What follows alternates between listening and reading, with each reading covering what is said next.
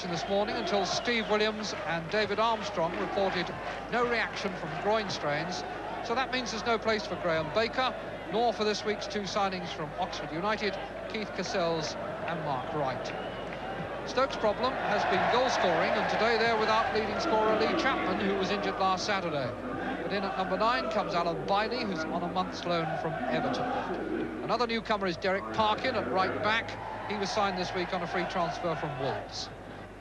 Referee David Axel comes from Southend-on-Sea, and he, and indeed the crowd here at the Dell, thoroughly enjoying the spring sunshine.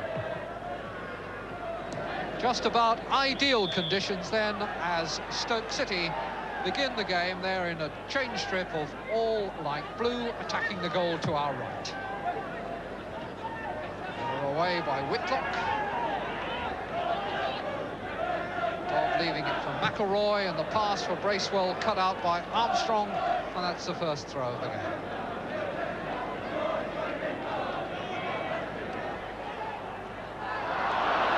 Golan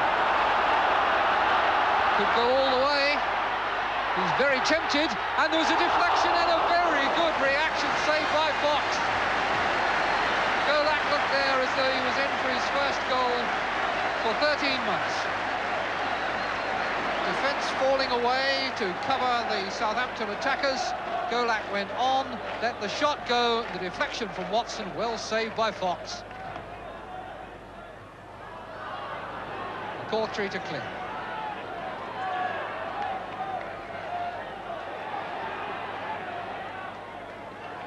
McElroy.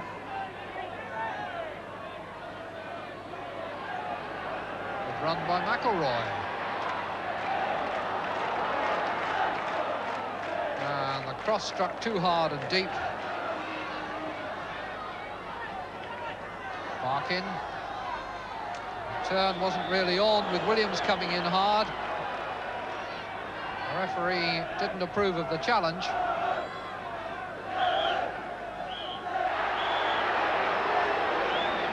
Lining up now. Parkin. Watson. Simple, straightforward free kick, but it almost worked for Stoke. Cross landing on Watson's head. The ball over the bar. Parkin with the free kick. Watson on the end of it, but over.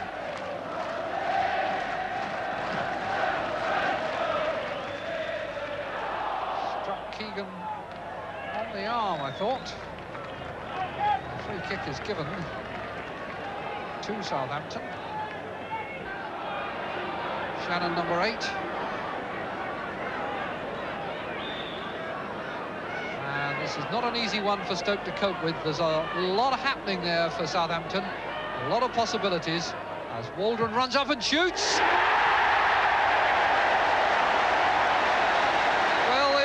Each other and wonder what went wrong. In the end, all the various maneuverings were just decoys, and it was just a straightforward, old-fashioned thunder through from Malcolm Waldron, his second goal of the season. But I think we may well see that the wall broke ranks. Keegan behind, but it's Waldron coming up and just whistled it through the gap. Wiley and Williams tangling, and the free kick goes Southampton's way. Armstrong, ball. Shannon, artful little flick, but Hampton got it away before Puckett could cash in.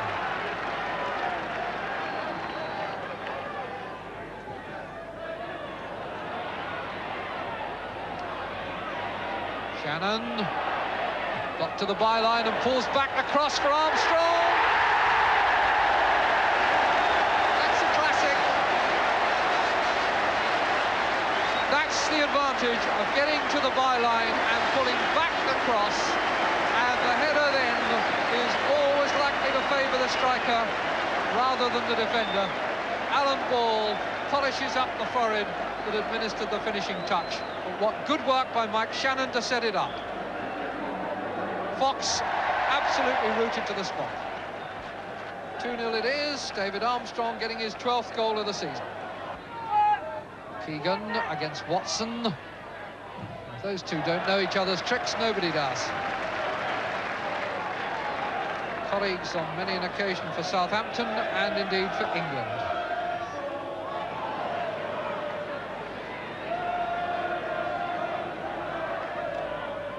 Golak.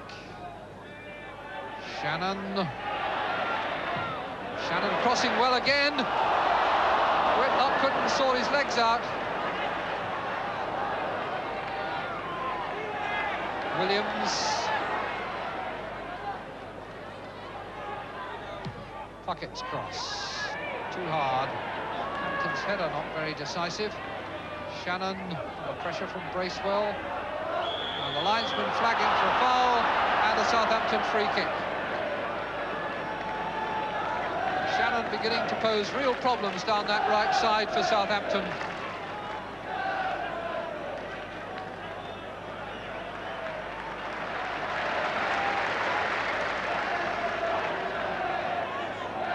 Ball to cross now. And Puckett's flick, and then Shannon, and that is number 3. Once again, the set piece brings about the downfall of the Stoke defence. Southampton fans delighted, Fox disconsolate, and a free kick with 2 touches in the air, and goal number 3. Puckett and Shannon. In off the post, Mike Shannon's 8th goal of the season, and 10 minutes before half-time, Southampton are 3-0 up. Well, I wonder what the England manager, Ron Greenwood, is thinking about all this, sitting in the stand there with the spectacles, familiar figure. Williams now to bring it away for Southampton. Oh, that's a good ball. Keegan set free, and Puckett is in the middle, and that's a good pass for him. Positioning by Fox, but I'm not sure that Puckett got hold of it quite as crisply as he would have liked. Had he done so, that would have been a really fine goal. Williams put Keegan away with a great ball, and Keegan's vision was enough to find Puckett, and the shot in fact was deflected back into the arms of Fox. Griffiths.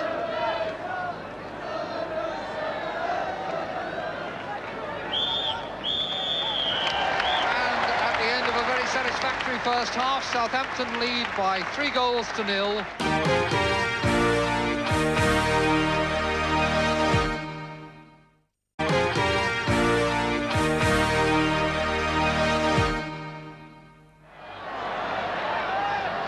Golak.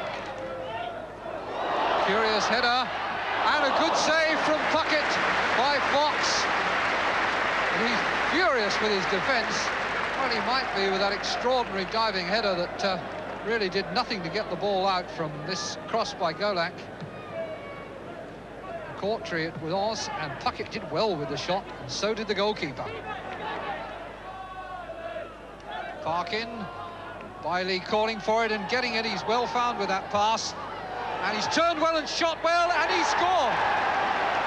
Well, the credit for that really does belong to Alan Bailey. A real goal scorer's instinct. As soon as the ball was picked up out on the far side, he saw that the space was there in the box, called for the ball, got it, shade of fortune on the turn, but a lovely bit of finish. McElroy now, touched away from him by Whitlock, back in by Hampton, Riley, Dodd, Watson! He will enjoy that one!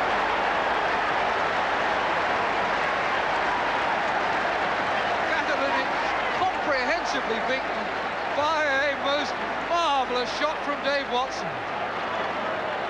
There was a moment of utter silence as that ball went in off the crossbar, and Dave Watson will remember that one for some time to come. Bailey helped make it, so did Dodd, and didn't that sing into the net. Well, Ron Greenwood, if he wanted to check on Dave Watson, certainly picked a day when he's being severely tested by Kevin Keegan, and it's been a fascinating battle between the two of them.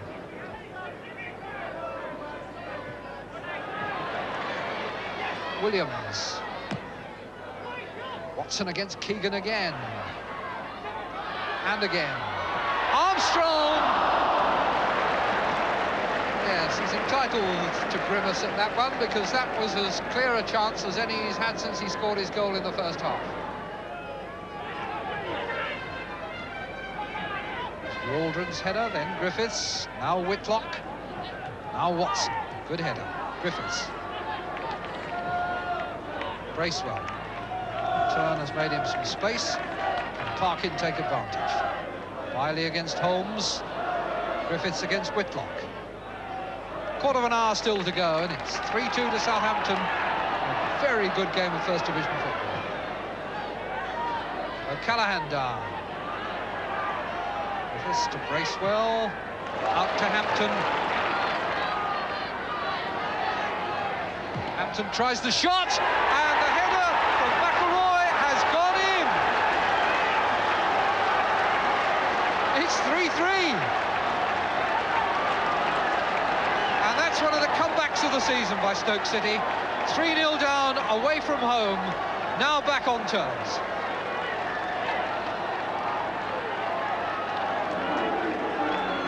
Good bit of play by Hampton, and a header by McElroy to level the scores.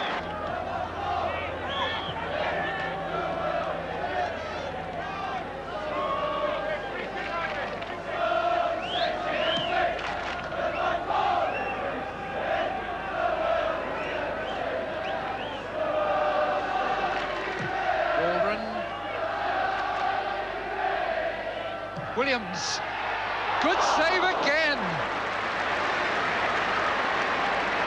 Steve Williams has tried and tried and tried until it's almost turned into a personal duel against Fox, and every time Fox has been too smart for him.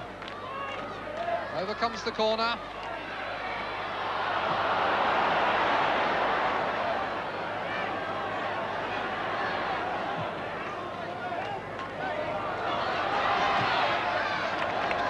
Refreshing it is after seeing games so often are just bogged down in midfield, spoiling and covering, where all the action is in the penalty areas. More great skill. Keegan the overhead, and ball coming in on the first time shot, but getting it wide. 10 minutes still to go, and you feel this is a game in which anything still could happen. Ball on the volley, couldn't keep it down. Sure, there'll be a few Southampton fans thinking back to the beginning of October when Ipswich Town were beaten here by 4-3. I wonder if there's one last dramatic goal to come from this game yet. Just about 5 minutes left if we're to have another one. We've got a chance here. It's a free kick for Southampton, and 2 of their 3 goals so far have come from set pieces. They've got enough men forward. 2, 3, 4, 5, 6 in the area, and ball just outside it. And there's the goal! Whitlock has scored it, and it is 4-3.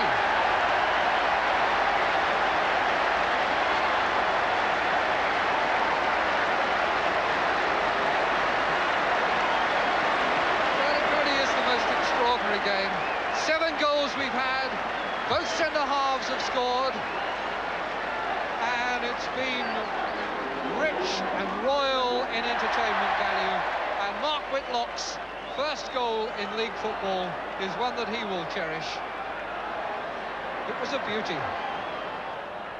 4-3 then the final score, and what a scare for Southampton, but that extraordinary match takes them back to the top of the table.